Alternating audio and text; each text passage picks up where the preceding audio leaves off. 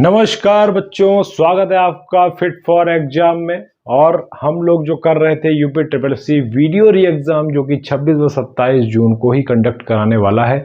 और हिंदी हम लोग जो कर रहे थे, इसमें संज्ञा टॉपिक पढ़ रहे थे। और आज ये लास्ट वीडियो है संज्ञा टॉपिक की। तो उम्मीद करता हूँ आपकी प्रिपरेशन अच्छे से चल रही होगी।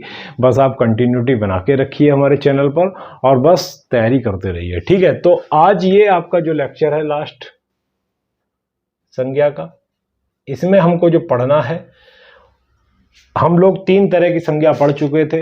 व्यक्तिवाचक संज्ञा, जातिवाचक संज्ञा, समूहवाचक संज्ञा। अब जो पढ़ने जा रहे हैं, जो 2 आपकी संज्ञा बची हैं, वो है द्रव्यवाचक संज्ञा, जिसको हम कहते हैं मटेरियल नाउन। ठीक, द्रव्यवाचक संज्ञा। तो द्रव्यवाचक संज्ञा आखिर क्या होता है? द्रव्यवाचक संज्ञा वो होती है कि जो धातु या द्रव्य का बोध कराए। ठीक है, किसका? धातु मतलब कोई मेटल होगा, ठीक है, या द्रव्य का बोध कराए, मतलब कोई भी स्टेट। ठीक, स्टेट्स ऑफ मैटर आपने पढ़ा होगा साइंस में, सॉलिड, लिक्विड एंड गैस। ठीक है, तो वही चीज है ये। ठीक है, स्टेट ऑफ मैटर। तो द्रव्यवाचक संज्ञा में इतना सा होता है। फॉर एग्जाम्पल, अगर हम लोग देखना चाहें, अगर उदाहरण के तौर पर अगर देखना चाहें, तो क्या क्या हो सकता है? सोना, चांदी, ये सब क्या है? ये आपके द्रव्यवाचक संज्ञा है। सोना, चांदी, ठीक। और क्या हो सकता है? सोना, चांदी, पीतल के बारे में आपने सुना है, पीतल भी एक द्रव्यवाचक संज्ञा है। घी, पानी, ये सब क्या है? आपके द्रव्यवाचक संज्ञा है। ठीक, क्लियर। अब बात करते हैं इसकी खासियत की कि आखिर इसकी खासियत क्या है। द्रव्यवाचक संज्ञा की अगर हम बात करें, द्रव्यवाचक संज्ञा की खासियत क्या है? द्रव्यवाचक संज्ञा की खासियत यह है कि ये चाहे पूर्ण रूप से हो, समझिए इसकी खासियत क्या है। खासियत के बारे में जानते हैं। ये चाहे पूर्ण रूप से हो या आंशिक रूप से हो, लेकिन कहा ये क्या जाएगा?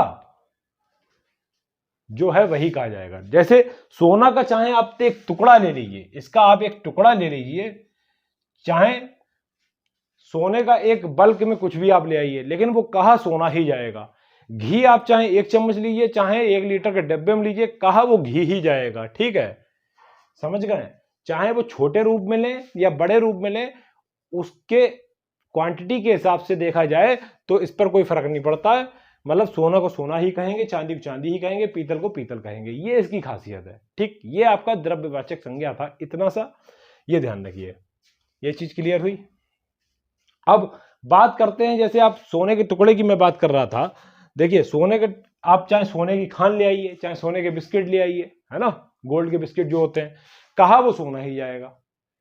ओके, ठीक, ये तो हो गया आपका द्रव्यवाचक संज्ञा। ठीक, अब हम चलते हैं, अब आपका जो लास्ट टॉपिक संज्ञा में है, भाववाचक संज्ञा। इसको थोड़ा सा डीपली देखना पड़ेगा। ठीक, भाववाचक संज्ञा में हमको देखना पड़ेगा डीपली थोड़ा। भाववाचक संज्ञा आखिर क्या होता है? जो आपके भावों को प्रकट करे। ठीक है, ये कभी कोई चीज दिखती नहीं है, इसकी कोई मेजरमेंट नहीं है। भाववाचक संज्ञा क्या है? जो हम लोग पढ़ते थे नाउन चैप्टर में, एब्स्ट्रैक्ट नाउन। ठीक है, भाव, प्रेम, घृणा, ईर्ष्या, ये सब क्या है? आपके भाव हैं। ठीक, तो वो चीज हम लोग पढ़ेंगे। क्लियर? चलिए इतना नोट डाउन करिए जल्दी से। ठीक, भाववाचक संज्ञा में हम लोग 1 बाय 1 समझेंगे। सबसे पहले हम लोग जैसे इसके उदाहरण देख लें कि उदाहरण के तौर पर अगर देखें भाववाचक संज्ञा, अच्छाई, किसी की बुराई, मिठास,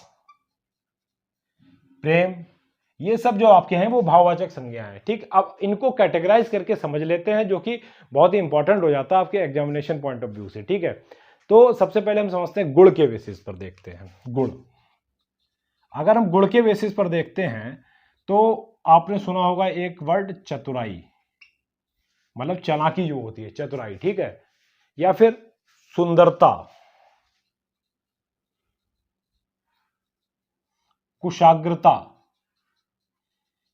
ये जो आपके जो कहे जाएंगे गुण के बेसिस पे भाववाचक संज्ञा कहेंगे। ठीक, क्लियर हुआ? ठीक, अब अगर हम अवस्था के बेसिस पे करें, अवस्था के बेसिस पर अगर अवस्था के अकॉर्डिंग देखें तो क्या हो सकता है भाव? अवस्था, अवस्था समझ रहे हैं? अवस्था का मतलब होगा जैसे आपकी जवानी, बुढ़ापा, बचपना, ये सब चीजें आ जाएंगी। क्या? जवानी, बुढ़ापा, ठीक, मोटापा आ सकता है, जवानी, बुढ़ापा, बचपना आपका हो सकता है, बचपन, वही बचपन का प्यार, बचपन का प्यार, ठीक है। ये चीज क्लियर हो गई? ठीक। माप के बेसिस पर देख लेते हैं, मेजरमेंट के बेसिस पे। मेजरमेंट के बेसिस पे देखें तो लंबाई हो सकता है, चौड़ाई हो सकता है, ऊंचाई भी हो सकता है, ठीक। ये चीज क्लियर? माप के बेसिस पे लंबाई, चौड़ाई और ऊंचाई, ठीक। गति के बेसिस पे देखें, मतलब स्पीड के बेसिस पे, स्पीड के बेसिस पे देखें, अगर गति के बेसिस पे आपकी फुर्ती कितनी है, फुर्ती की बात कर लें, शीघ्रता की बात कर लें, शीघ्रता मतलब तेज शीघ्रता, आपकी सुस्ती की बात कर लें, ये सब जो आपकी चीजें कहलाएंगी, ये आपके कहलाएंगे भाववाचक संज्ञा, ठीक। और क्या हो सकता है? कुछ और भी हो सकता है क्या? स्वाद के बेसिस पर देख लें, टेस्ट जो होता है, अभी मैंने आपको बताया स्वाद के बेसिस पे क्या हो सकता है, मिठास हो सकती है, कसैलापन हो सकता है, कड़वापन हो सकता है, ठीक। ये चीज हो सकती है स्वाद के बेसिस पर, ठीक है। क्रिया के बेसिस पे अगर हम बात करें, क्रिया के बेसिस पे जैसे दौड़ धूप, पढ़ाई लिखाई, ये सब चीजें, ठीक है। क्रिया के बेसिस पर अगर देखते हैं, जैसे दौड़ धूप, पढ़ाई लिखाई, ये सारी चीजें आपकी आ जाएंगी क्रिया के बेसिस पर, ठीक। क्रिया के बेसिस पर हो गया। और अमूर्त के बेसिस पर देख लें, अमूर्त के बेसिस पे जैसे आपने सुना होगा करुणा, अमूर्त के बेसिस पर करुणा, दया, दया भी हो सकता है, ठीक है। ये सब चीजें जो है वो आपके भाव को प्रकट करती हैं, ठीक है। क्षोभ हो सकता है, क्षोभ, ये चीज क्लियर हुई? ठीक।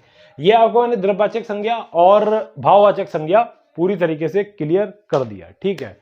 अब मैं आपसे एक बात करना चाहूंगा, आपका जो एग्जाम होने वाला है बहुत ही अच्छे से पढ़ाई करिए, लगे रहिए, यह ध्यान रखिए जी तोड़ आपको मेहनत करनी है, जी तोड़ मेहनत करनी है, हार नहीं मानना है। हथियार लेके अगर चले हो तो उसको रखना नहीं है, चाहे मुकाम कुछ भी हो, चलते रहना है, बस चलते रहना है, ठीक। इसके लिए मैं आपसे दो लाइनें कहना चाहूंगा। मुसाफिर कल भी था, मुसाफिर कल भी था, मुसाफिर आज भी हूं, कल अपनों की तलाश में था और आज खुद की तलाश में हूं, ठीक है। तो बस आप मेहनत करते रहिए, बढ़ना आपको है, पढ़ना भी आपको है, और रिजल्ट कुछ भी हो लेकिन जब तक है दम तब तक लड़ेंगे हम, ठीक। चलिए ठीक है, मिलते हैं हम नेक्स्ट वीडियो में, और नेक्स्ट टॉपिक हम लोग कुछ शुरू करेंगे हिंदी में। और जितने भी मैंने आपको टॉपिक कवर कराए हैं बहुत ही अच्छे वेटेज के हैं, और यूपी ट्रिपल में आपके पूछे जाते हैं, इसलिए बहुत ही अच्छे से आप प्रिपरेशन करते रहिए और जुड़े रहिए हमारे चैनल के साथ, और वीडियो को शेयर जरूर करिए, इससे हमको मोटिवेशन मिलता है, ठीक। चलिए ठीक है, bye bye and take care.